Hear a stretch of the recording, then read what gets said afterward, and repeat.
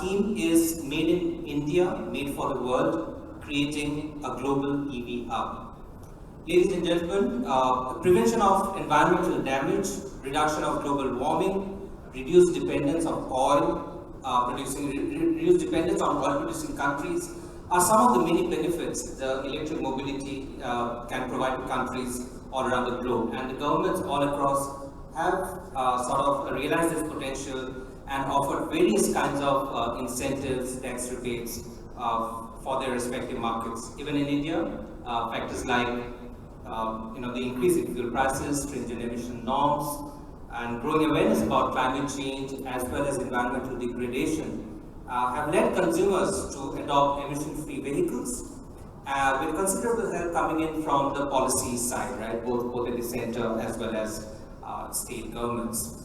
There is, of course, no reiteration needed about the potential of the Indian market as far as e-mobility is concerned, not just in terms of products, but also the entire ecosystem when we look at engineering, innovation, manufacturing, etc.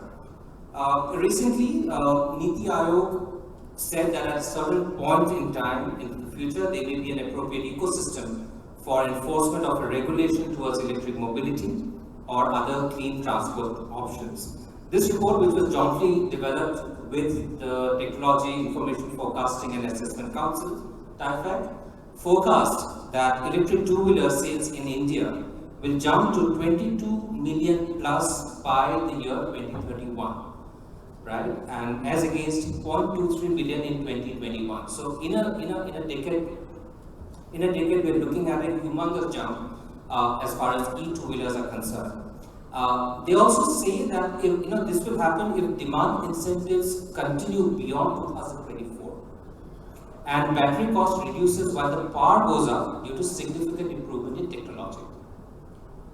So, today we have curated this program with trying to understand what this industry and how this industry will actually develop over the period of time and how this industry can actually become a hub for electric mobility globally. And we're delighted to have Mr. Naveen Munjal, our guest of honor today. Mr. Munjal, thank you very much for supporting this initiative.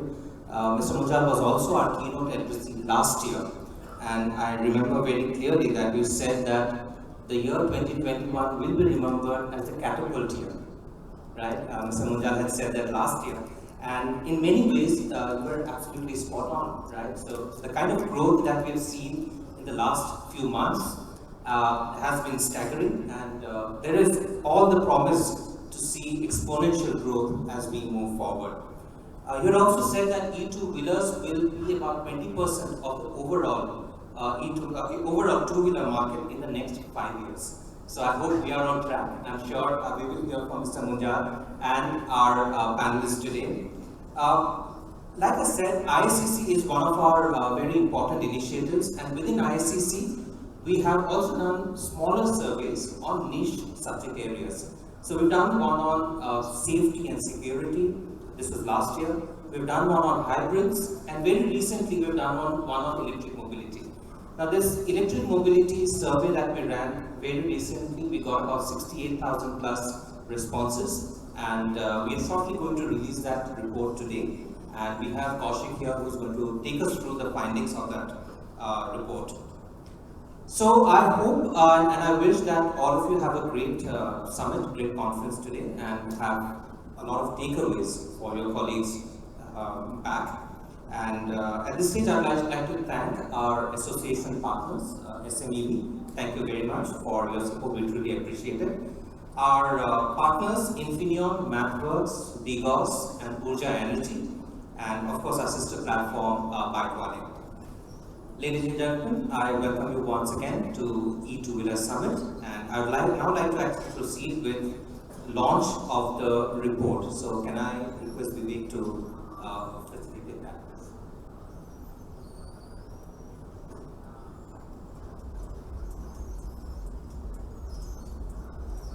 Mr. Munjal, Mr. Maitra, Kaushik, can I request you to please do the honors?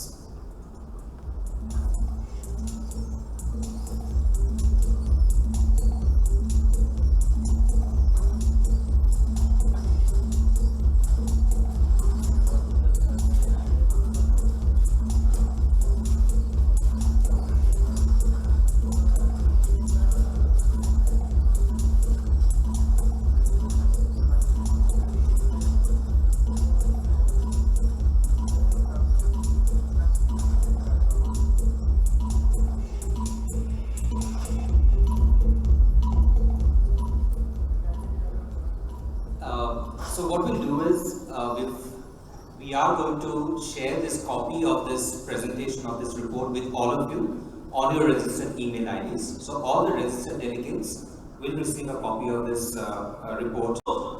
As Deepanshu mentioned, we've been very fortunate to partner with Mobility Outlook and Deepanshu's team over the past couple of years to develop, like what he mentioned, the Indian Automotive Consumer Canvass, right?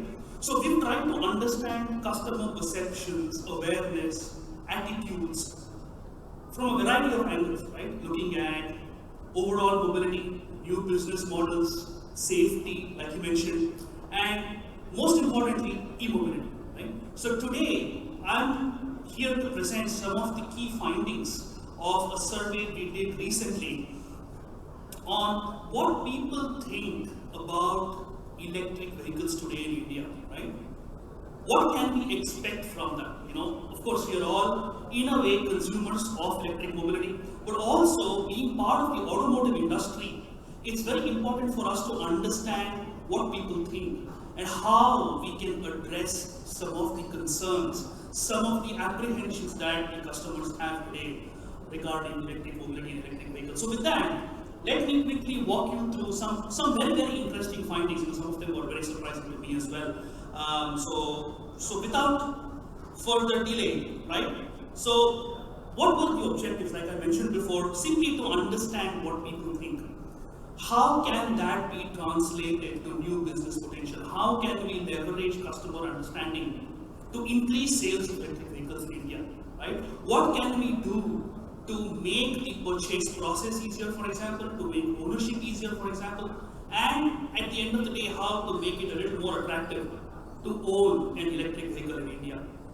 So the target audience, a very wide age group, and we wanted to have a very natural mix of both male and female respondents across tier 1 metro cities, tier 2 cities, and so on. And we also looked at both two-wheeler respondents and four-wheeler respondents, because at the end of the day, we wanted to create a holistic picture, right? Although, you know, the focus is always going to be on two-wheeler volumes going forward, but it's very important to understand what four-wheeler customers or respondents think as well.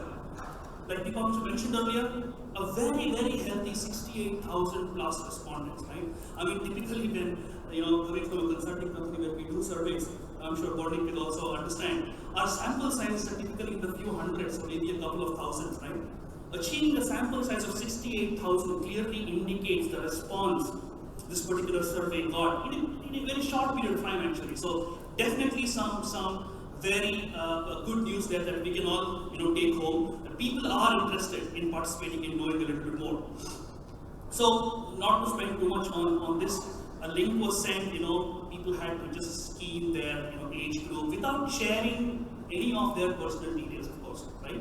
Just sharing their age group, you know, where they come from, and to understand, you know, what they think. The questionnaire was very simple, you know, very straightforward, and you will see that some of the responses that you see are very direct and easy to understand as well. So let me quickly walk you through the key findings before I delve a little deeper into some of the slides. 10% of the two-wheeler respondents and 6% of four-wheeler respondents said they are willing to purchase an electric car as their next vehicle. Keep in mind, 10 and 6 might not look like a very big number, but you also have to understand that it's a very, very nascent market, right? The penetration of electric vehicles in cars is in the early single digits, right? Having said that, 6% of them are willing to explore the ownership of a new electric car in the near future. So clearly people think that they are more and more willing and open to buy and own an electric vehicle in the near future. What are the reasons? Why do you think people want to own an electric vehicle, right? Simple. Low maintenance and running cost. People clearly understand the advantages of owning an EV, right? No fuel expenses, right? Don't have to worry about waiting in queues, you know, at CNG stations that we see in NCR. All you need is a good charging point, either at home, public place, or at office, or wherever it is, right? Low running maintenance costs are top drivers for customers to choose an electric vehicle. The disadvantages people think or concerns that they have today, right, is Obviously, high purchase cost. Obviously, the government is doing its bit in terms of subsidies being offered, new business models that are coming in that is going to make acquisition of EVs a little bit easier. Having said that, people still think the initial purchase cost is high. And charging infrastructure, limited charging infrastructure. These are the top two reasons what people have in their minds as the biggest disadvantages today of owning an electric vehicle. Keep in mind, maybe if we do this survey in the next 12 months or next 24 months, that could change because the infrastructure spend is increasing. We are seeing more and more public charging infrastructure coming up across the country. So hopefully that will change. Hopefully that will be eliminated. The fourth point, this is something that we've all seen in newspaper articles, YouTube videos, WhatsApp forwards of electric vehicles catching fire. That is not going to go anywhere, right? From people's minds especially, right? People still think that this is going to be an issue going forward. So one of the biggest concerns regarding safety when it comes to electric vehicles is still the fact that many of them are catching fire. You see, the actual number of vehicles catching fire in comparison to the number of vehicles sold is absolutely minuscule. But that is what is shown and propagated, right? In people's minds, that gets blown up. And what we need to do to address that situation is something we can discuss, right? And that's what we are here for today. I'm going to talk about all of them, but just a couple of important points. Expectation for a full charging time, right? Or let's say from 10 to 90% or 20 to 100% or so on and so forth. 2 to 4 hours, which is reasonable, right? You will see in one of the slides later when I present that a majority of the people have fairly reasonable expectations, right? Although given a choice, we would love to have a 0 to 100 charge within no time, but that's unrealistic. But people do have a fairly good expectation in terms of how much time they would like to spend to charge their vehicle. And last point is their willingness to pay. I mean, again, given a choice, no Indian would like to pay anything extra for anything, right?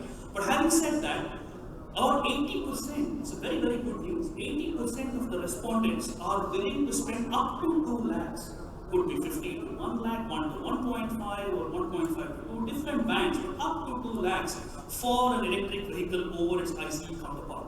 This is very, very good news because a few years ago, electric vehicles were priced significantly higher, even now, depending on the segment you are in. But people are realizing that for a new technology, for something new, they are willing to spend a little bit more. And that is something the automotive industry should be very happy about and see how we can probably give more value for the extra money that the customer is going to pay.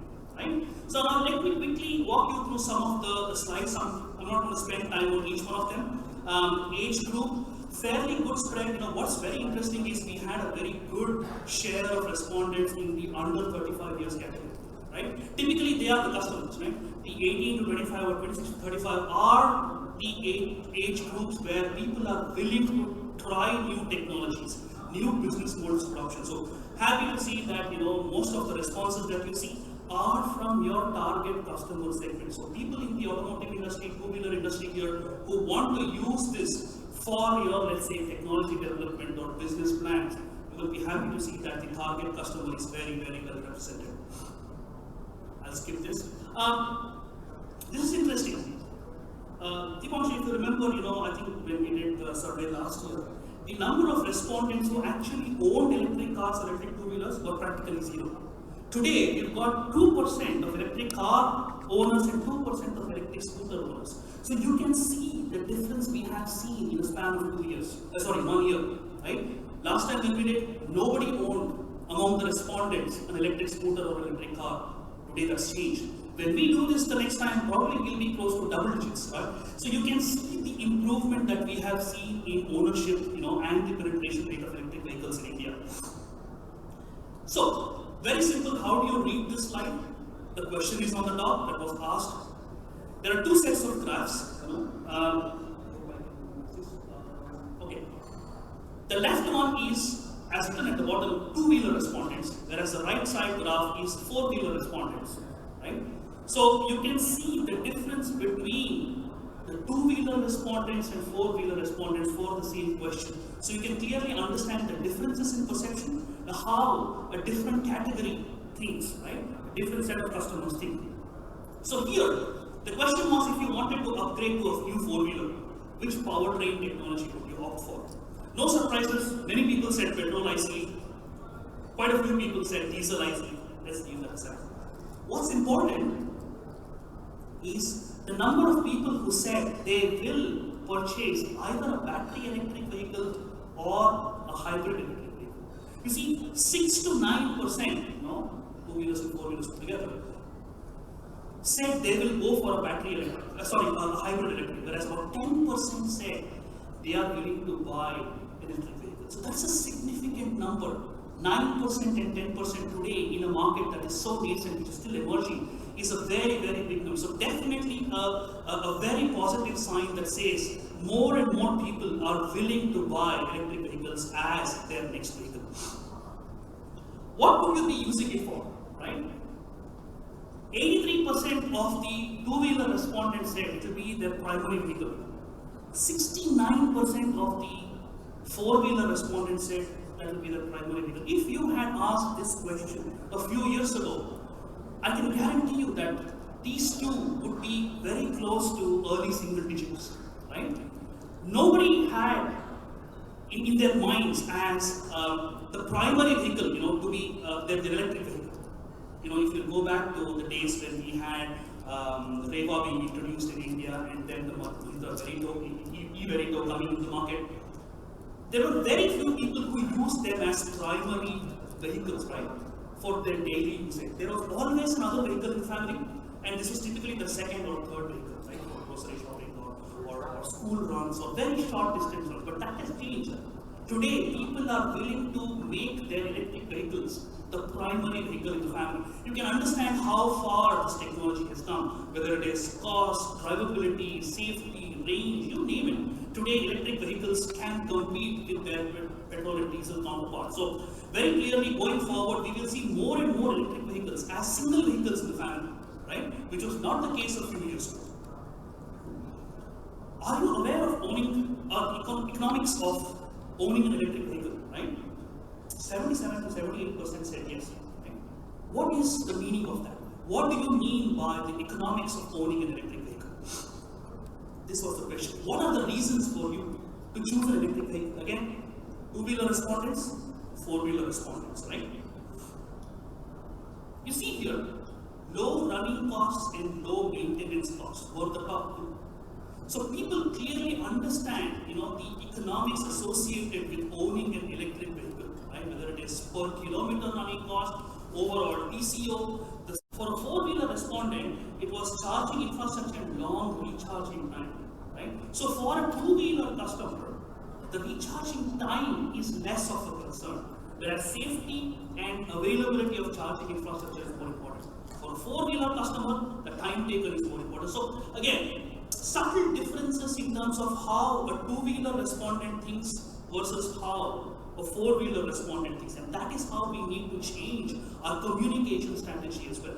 What do you focus on when you promote an electric vehicle? What are the aspects that you need to focus on when selling an electric vehicle? That's what we get to learn from these findings. Simple question, right? Do you think electric vehicles are safe today? Right? Okay, half of them across two-wheeler respondents and four-wheeler respondents said yes. But what's important is the no and maybe. We need to convert them. We need to make these no and maybe respondents move towards yes. And that is where the effort lies today in India, right? It's a holistic effort that's needed, right? Right from incentives to subsidies to ownership, business models, subscription, short-term rentals, leasing, you name it, right? Service infrastructure, and so on and so forth. So we need to spend enough money and time to ensure that maybe when we do the survey next year, the number of no's and maybes are as low as possible. And that is the task for the automotive industry today in India. Why do you think the EVs are not safe? So we gave them about 4 options. I've personally seen EVs catching fire. I read news articles on EVs catching fire, fluctuations in electricity, right? A lot of even metro tier 1 cities and upcountry markets do not have a steady flow of electricity, depending on the grid situation and so on, right? Last one, close friends and acquaintances have had a bad experience. No surprises here, Read articles, news articles on EVs catching fire. That goes back to the point I made. So we have seen so many articles, in the newspapers, on TV, on YouTube, so on and so forth, that it has left a bit of a bitter taste in many potential EV customers. Right? Although the numbers are very, very small, the amount of time they have been forwarded, for example, or repeated on TV and news, all other forms of media, has kind of left a question mark in people's minds. Are electric vehicles safe today? Right? So we need to do our best from the automotive industry perspective to ensure we reduce the number of accidents, right? Could be anything, right? Thermal runaway accidents or charging accidents, whatever it may be, batteries catching fire. We need to ensure that we minimize these incidences if we have to create a positive image in customers' minds. So very, very important task and challenging task, I would say, for the automotive industry for the next 12 to 24 months to ensure that this share goes down as much as possible. How likely are you likely to consider buying an electric vehicle in the next 1 year, the next 12 months, for example? Right? Certainly, and willing to, but need a little bit of convincing. So this is a very, very, very important aspect here. Right? Likely to buy on the right side, as you can see, which is the biggest peak. That's understood. Let's leave that aside. People who are certain of buying an electric vehicle, that's important for us today. Right? These are the people who will invest the money in an electric vehicle, 20% and 14%. But what is also equally important is willing but need a little convincing. So what does that mean? Sitting on the fence, right?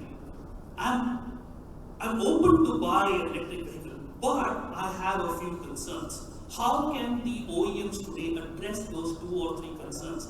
That will determine whether that triangle will go towards unlikely or become certain, right? So that is a task for us today. How do you communicate to the customer that electric vehicles are safe today? How do you show them that we have done sufficient tests, right? Whether it is a battery test, electric motor test, crash test, whatever it may be, that we have done all the requisite number of tests to give you a safe product. That is the communication that needs to go out to the customer today. How quickly, would it need to take to fully charge an electric vehicle for you to consider, right? Of course, everybody wanted the least option, right? Or the shortest or the quickest option, which is 1 hour. That's unrealistic, we all know that. What's important is, but 60% of the customers seem to have a fairly reasonable expectation, which is 2 to 5 hours. That's easily achievable. Already we have achieved it, right? 2-wheelers, 4-wheelers, within a span of, let's say, 3.5, 4 hours, will give you 70 to 80% charge. So in people's minds, half the customers think that this is a reasonable time to charge an electric vehicle. So a lot of people, when we talk about range anxiety, right, it was a big issue till a few years ago. That is slowly diminishing. It's not gone away completely. It is diminishing. And that is definitely something the industry should be happy about, that charging time or range anxiety is not as much of a concern as it used to be a few years ago. The concerns have changed. It's become safety oriented now, right? Again, range 400, 500, 600, right? This is the typical range you get in a conventional IC engine driven vehicle, right? So people expect the same, which is not unrealistic, right? Today we already have some premium segment vehicles, electric vehicles, which offer this kind of range. But we need to work towards making this technology a little more cost effective, a little more affordable, that you start getting this range, electric car range, even in mass market segments. Do you think electric vehicles can replace regular vehicles in terms of satisfying customer needs? Right? 50% said yes.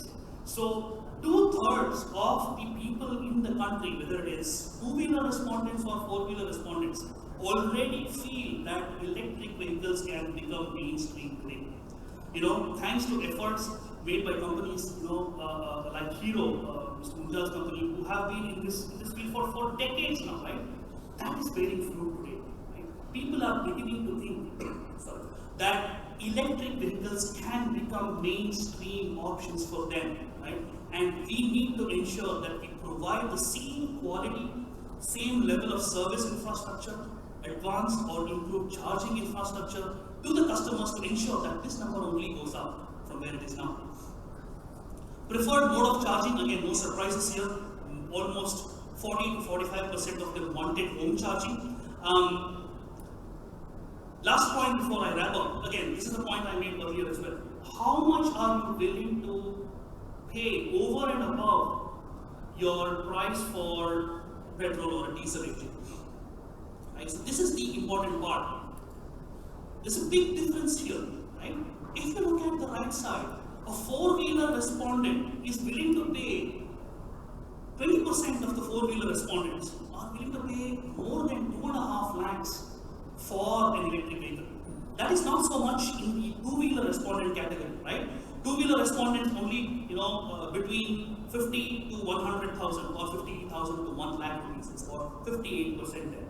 Whereas in four-wheeler respondents, close to 20%, 1 in 5 is willing to pay more than 2.5 lakhs. That could be 3-4 lakhs as well for an electric car or electric vehicle over its IC engine counterpart. So again, to go back to the point I made earlier, the willingness to pay has increased. People clearly understand today that a new technology, that is electric vehicle technology, or the advantages it offers, right?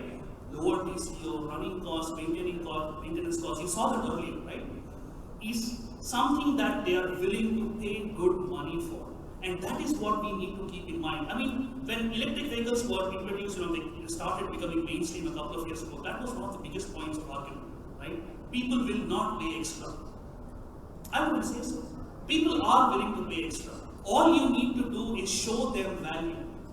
How do you communicate the value that is brought by an electric vehicle in comparison to its IC engine counterpart? And that is where we are going to create a new electric mobility industry. And thankfully, the government also, promoting or at least looking at bringing in policies for new business models. Like we've seen the initial draft of the battery swapping business model policy, right? So I think we need more and more of such new policies and new business models that is going to make electric mobility adoption a little easier, a little more convenient, most importantly, a lot more attractive.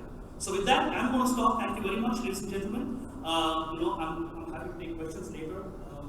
So I'm around, so please feel free to connect. Thank you very much once again, ladies and gentlemen. Thanks for this opportunity.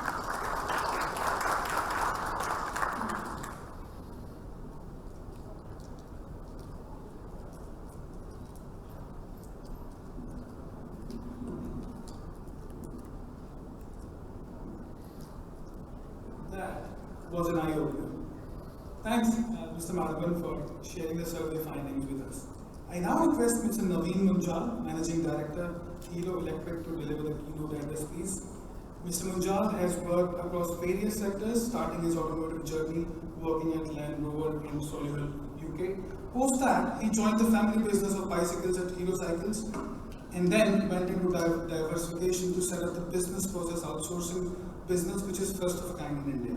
After this, he has worked on expansion into the international markets, and then went to launch electric vehicles in India and globally. He has built the Hero Electric brand into a leading manufacturer and a market leader in the electric vehicles two-wheeler market in India. Mr. Munjal, I request you to please take over the podium, sir.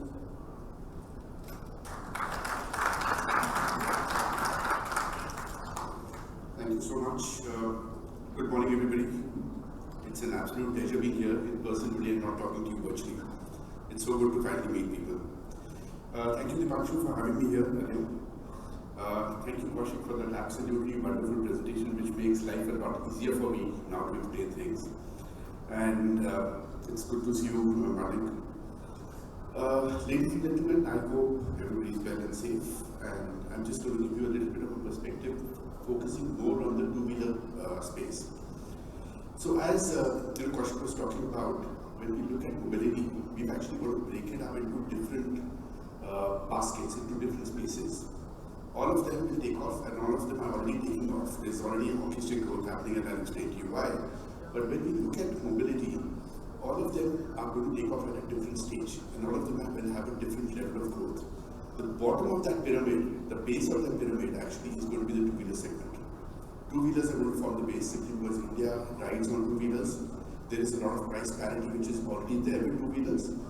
That will form the base where the component manufacturers, whether it's batteries, motors, controllers, BMSs, and other technology and other software, etc., and the hardware, will find volumes whereby it makes interesting enough for the public transport or for the cars and other forms of transport. So it is extremely important and extremely imperative for us as a country to get our two-wheeler strategy right for the electric mobility. So when we look at these different baskets, two-wheelers are already taking off as I was talking. We are seeing a huge amount of traction in this space, and I'll tell you about the numbers later. But when we look at the key factors why mobility, why electric mobility is extremely important for India. So there are macro and there are micro factors. So let's look at the macro ones. We look at it from an environmental impact. We know that we've got one of the most polluted regions of the world. We're sitting in NCR region. So from an environmental impact, which is basically the climate pollution, the AQI levels, etc., we have to switch to electric. There is no two ways about it. When we look at it from a climatic situation, we are already seeing what's happening in Europe. The kind of heat waves that are coming, we're seeing flooding, and we're seeing different kinds of climate changes which are already happening. So we definitely have to go to electric. There is no two ways about it. We have to stop burning fossil fuel. For India, when we look at it from an economic standpoint, our dependency on oil, the amount of oil that we import on a year-to-year basis, that has to come down. When we look at it from a health perspective, health, lungs, AQI, and PM 2.5 and COVID, not a great combination. Going forward, we do need to control that. And the last factor being that of sustainability. As a country, we've already gone into, for example, banning of single-use plastic, etc. in most parts of the country. There are, similarly, electrification is imperative. Electrification is something we definitely need to do. When we look at greenhouse gases from a climatic situation, there are two goals that we've set ourselves as a country. These are by 2030, and one of them is that we have to reduce our carbon emissions by 1 billion tons by 2030. Now that can only happen once we get our mobility sector in order in terms of non-emissions. And the second is that we have to reduce our carbon intensity by 45% by 2030. Now these are aggressive goals, but we need very, very strong goals in order for electrification to happen, in order for us to make that switch, or in order to make that change. India is the fourth largest automotive market in the world. And in India, electrification is just beginning. So when you look at China, you look at Europe, you look at America, you look at other parts of the world, electrification is already fairly mature, whether you look at it from a four-wheeler perspective or you look at it from a two-wheeler perspective. Highly mature markets, India is still a nascent market.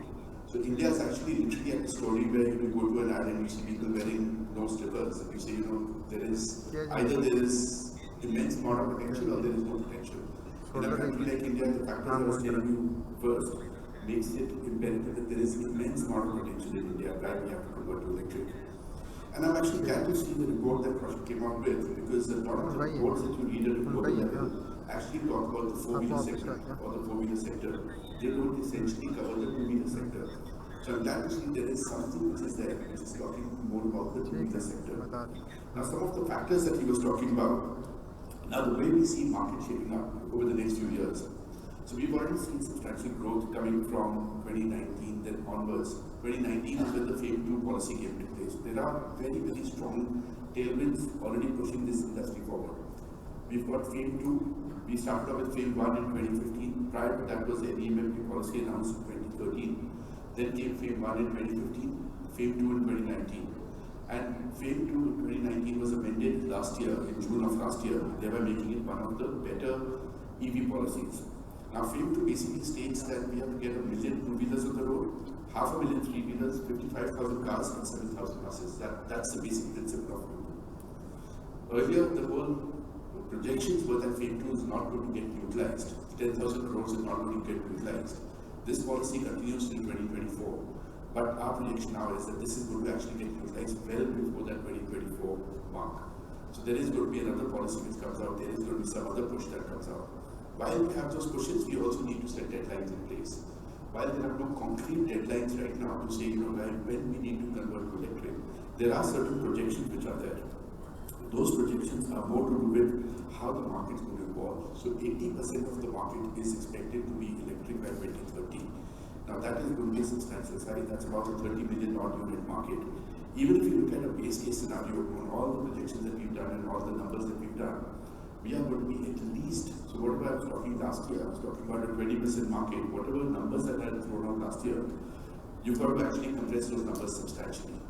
Market is moving much faster than what we had anticipated last year, what we had projected last year. We knew that last year is going to be a very crucial year for us.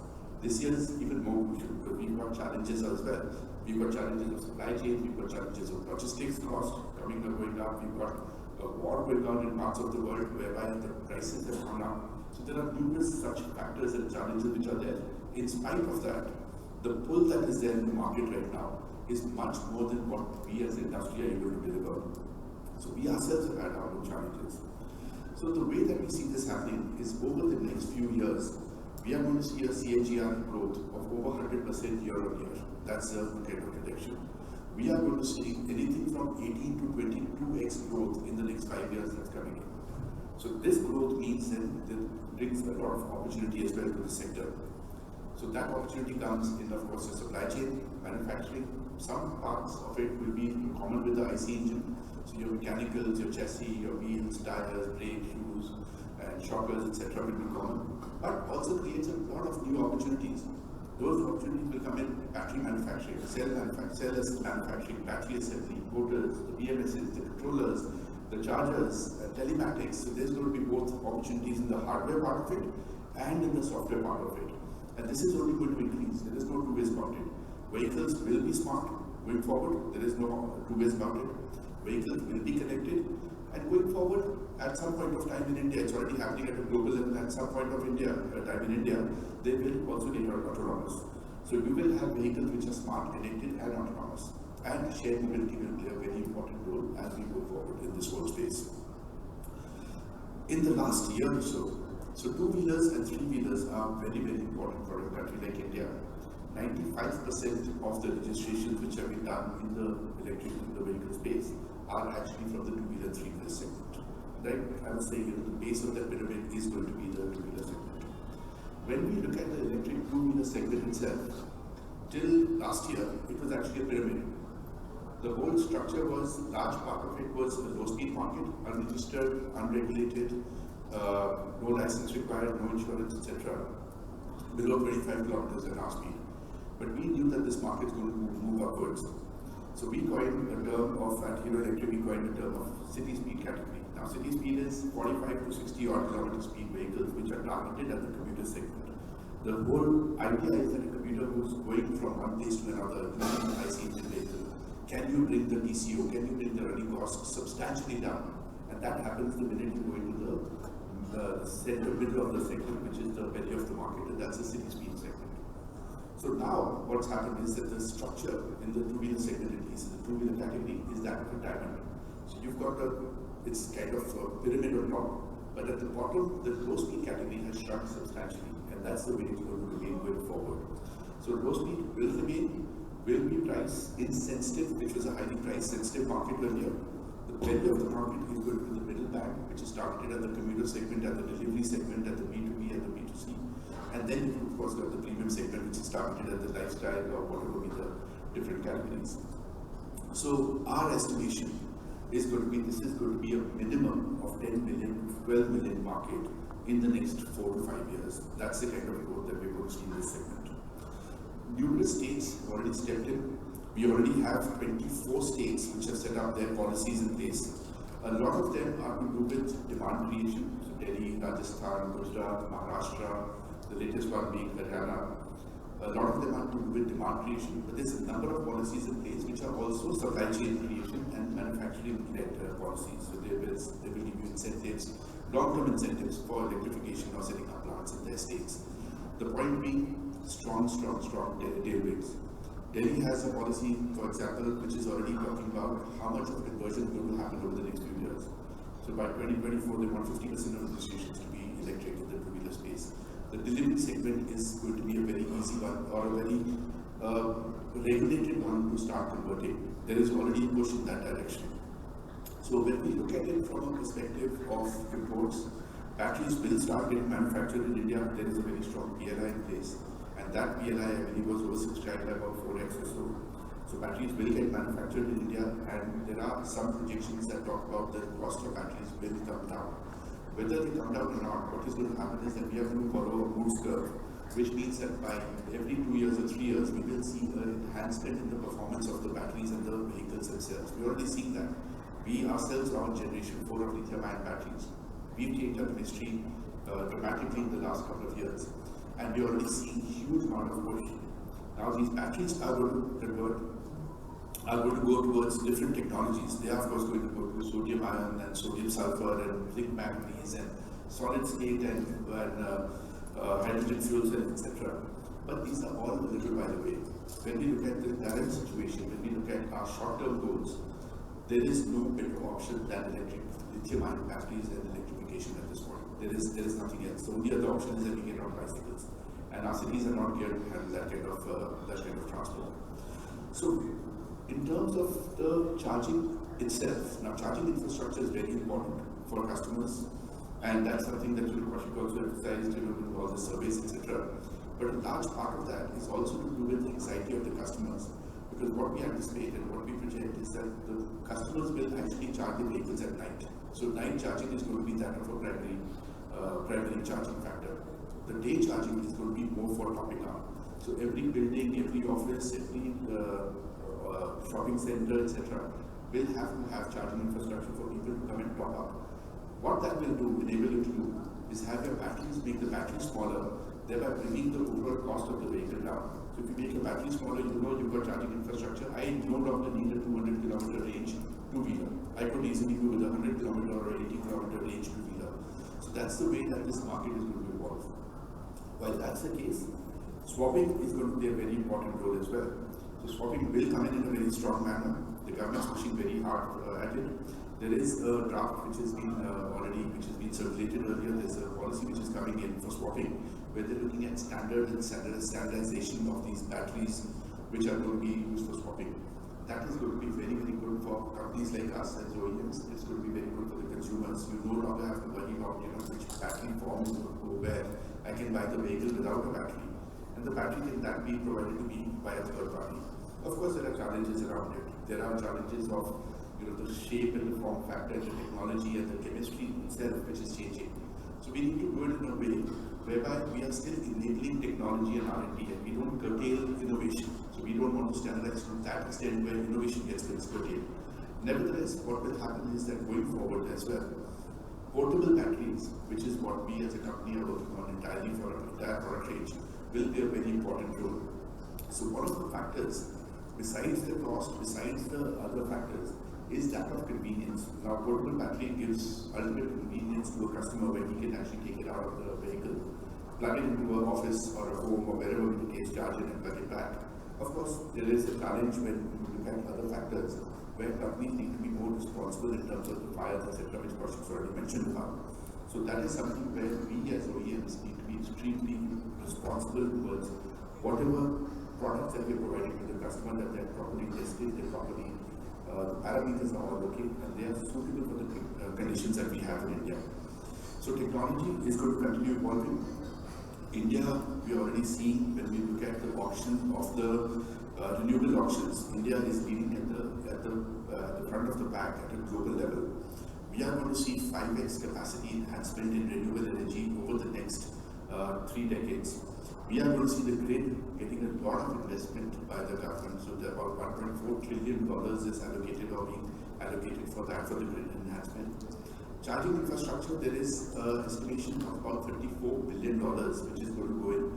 by 2040. So in the next 17, 18 odd years, that's the kind of investment that's going to go in. We are very far behind when it comes to infrastructure, but again, the infrastructure that's required for two-wheelers versus for the larger forms of vehicles are dramatically different. What we need for two-wheelers is a basic but dense charging infrastructure, so you can plug in your vehicle anywhere.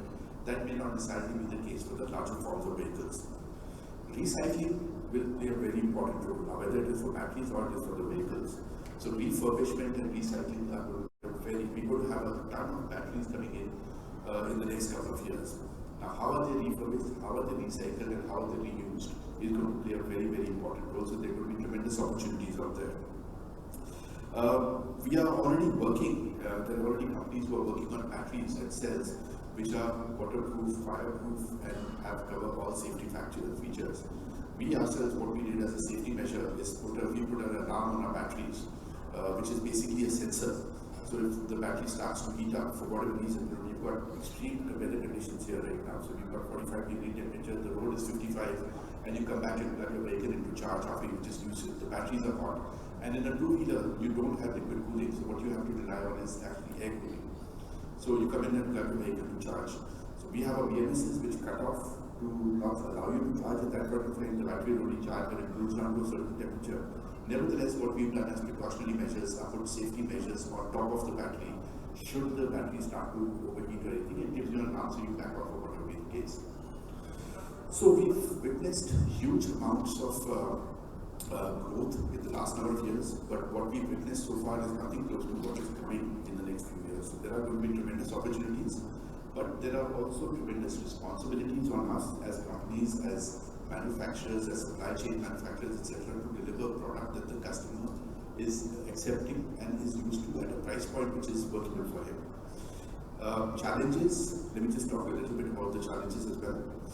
I was talking about FAME2 policy, which is going to run out well before its time, so we need to figure out what is going to be the FAME3 policy, or what is going to be the enhancement. There is a PLI policy which is there, which needs to be more inclusive. In terms of FAME2, we also, in terms of the submission of documents, etc., there are some challenges that the system needs to be updated because the kind of vehicles that are coming in. Supply chain, I've already spoken about, has been a substantial challenge, and that's not just for this sector, but that's for all other industries as well. Those will improve over a period of time. So you are going to see hockey stick growth. So irrespective of the push that's happening from us manufacturers or anybody else, the pull that's happening already tells us that it's not a matter of when, it's not a matter of how, it's not when the implementation will happen, it's already happening now. And this is only going to continue and accelerating going forward as well. So tremendous amount of opportunities. So I will end here and with my final statement, which is to say that we are confident. I mean, this market is going to evolve. The future is bright. It's electric and it's certainly green. So thank you all. It's an absolute pleasure being here. Thank you for having me.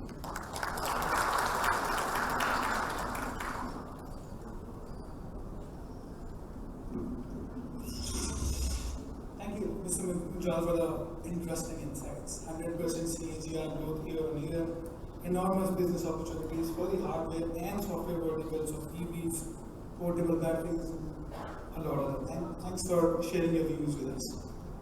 Make in India, make for the world. The path to create products for the world starts by understanding what the world needs and how those needs are different from India. Presenting the global perspective on EVs, we now have with us Mr. Barnik Chitran Maitra, Managing Partner, India and South Asia, Arthur Taylor Group. Responsible for the company's regional footprint by serving leading institutions in ensuring a prominent position for ADL in India and South Asia. He also leads Arthur Taylor's global competence centers in India on data analytics, artificial intelligence, research, and graphics. He's also a technology expert, Silicon Valley investor, board advisor, published author, and a renowned speaker at key global forums.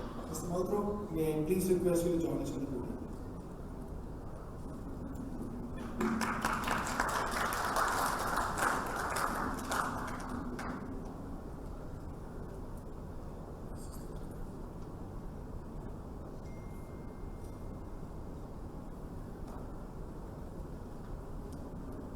Cool, it's very hard to follow Naveen. He's given a comprehensive overview of the industry. Yeah. So, I think the mandate given to us by the Banshu is to talk about the global state of the two-wheeler industry. As you know, most of two-wheelers in the world is sold in India, so India is at the center of the world of the two-wheeler industry.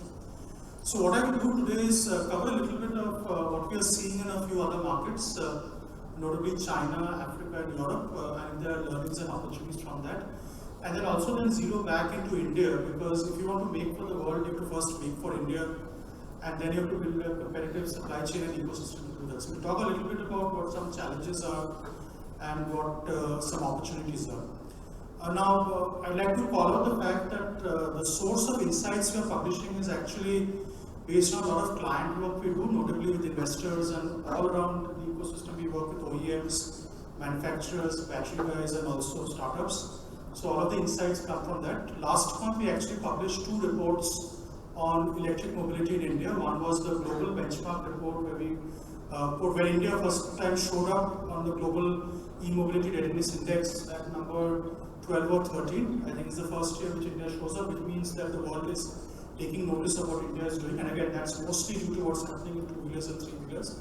And second is a report on the Indian in e-mobility space and what is needed to capture full potential.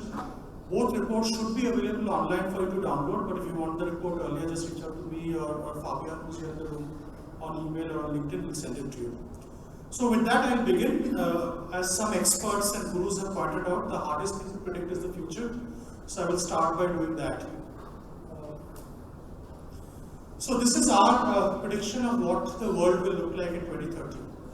I think in India, we believe that if you look at the two-wheeler and the three-wheeler segment, the segment will be 50% electrified, notably led by three-wheelers. In terms of at least percentage, three-wheelers are already 50% electrified. Last quarter, I think they crossed the magic number of 50%.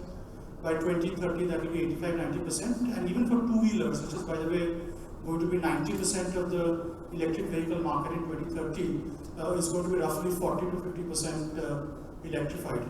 Now, if you compare this with the rest of the world, India will be just behind China in terms of two-wheeler and three-wheeler electrification at 50%. I think China will be closer to 80%. And ahead of other markets like Europe, Japan, Southeast Asia, and rest of the world. Right? Now again, I'd like to give a caveat. This may be a little pessimistic or realistic compared to what the industry would project. I think the two-wheeler industry in general believes that 60-70% will be electrified by 2030, but we have certain reservations which I'll touch about later in terms of challenges, which are a little bit more realistic. And I would say industry OEMs may call us pessimistic if they see these numbers. So now let's talk about what's happening in other parts of the world. Let's talk of China first, right? China has already reached 50% electrification of its two-wheeler, three-wheeler vehicles, right?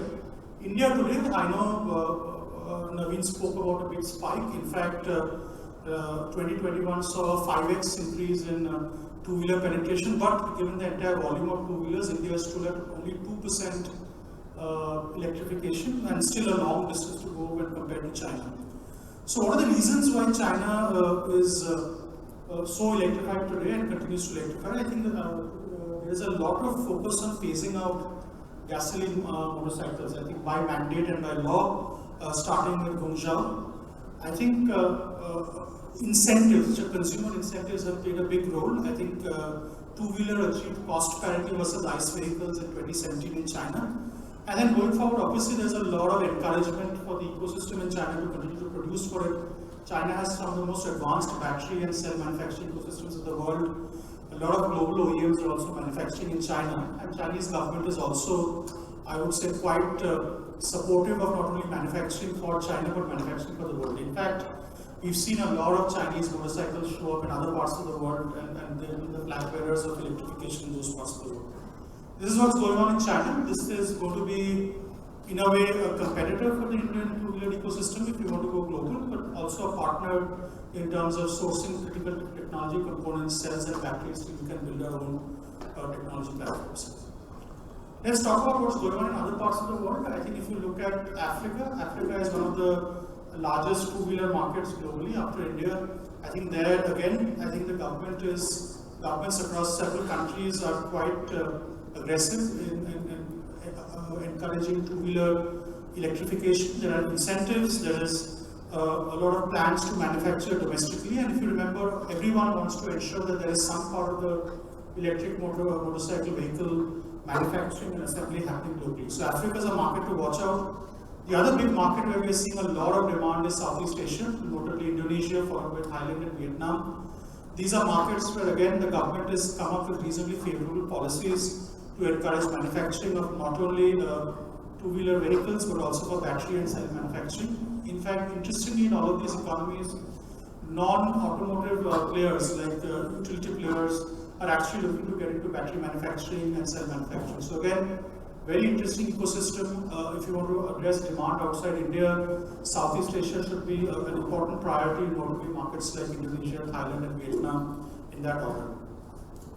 Let's talk about Europe. Again, this is not something to ignore. In Europe, typically two-wheelers have not been a big growth driver or a big volume driver, but electrification is growing very steadily. I think in general, again, this has been led by Vietnamese and Chinese two-wheelers showing up first, and now increasingly there's a lot of demand. Now, Europe is also one of the most advanced economies in terms of charging infrastructure, so adopting electrification of two-wheelers is quite easy. The other thing which I know we spoke a lot about in emerging markets like India and Southeast Asia, cost parity, what the ultimate total cost of ownership becomes important in India, but in Europe, based on surveys we've conducted, actually sustainability and the green element of an electric scooter or electric bike is far more favorable. In fact, customers in Europe often don't mind paying premium for the sustainability element of it. So that is going to be a big driver, where unlike India, the challenge always is to get more competitive versus an ICE vehicle, at least on cost, total cost of ownership, reliability and convenience. In Europe, in general, there's a far greater acceptance of sustainability solutions. There's a demand for solutions like this because people, the younger generation, want to drive eco-friendly vehicles, and in fact, they don't mind paying a premium for it. And we are seeing that happening in countries even in terms of four-wheeler adoption. In fact, in our generic survey, there are countries like Norway, where owning and buying an electric vehicle is far more conducive than even owning an ICE vehicle. So again, these markets are very amenable to electrification, and today if you are sitting in India and looking at markets to explore, you will not ignore the European markets. With that, let me again come back to India, because this is the most interesting part of the discussion. I think, as we mentioned, last year there are nearly 150,000 vehicles sold in India in two-wheelers. I think the average price has pretty much come down to under a lakh, which makes it quite competitive. And again, there are lots of innovation happening on both design, battery, and also subscription models which people are trying. There are lots of players in the ecosystem, including several new players. I think despite that, you will see later that incumbents like Hero Electric have managed to maintain and increase market share. But India is seeing a lot of innovation in this space. In terms of numbers, where are we going to head?